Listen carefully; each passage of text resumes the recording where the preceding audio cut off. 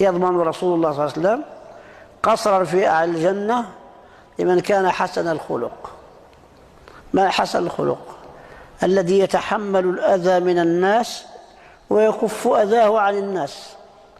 معناه إذا أذى يصبر ولكنه لا يؤذي أبدا. هذا هو حسن الخلق. كما فسدكم الدرجة، إذا أذى يصبر ويتحمل ويحتسب هذا عند الله، ولكنه أبدا لا يصدر منه الأذى هو لحسن خلقه. هذا ايش؟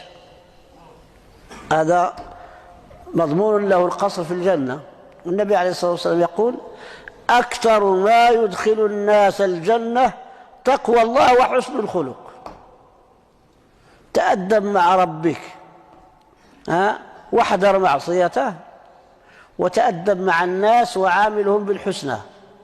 هذا الذي يدخل أكثر ما يدخل الناس الجنة تقوى الله وحسن الخلق. وخالق الناس بخلق حسن تحمد عليه زمان التفرق، كما قال الشاعر المغربي ابن الونان.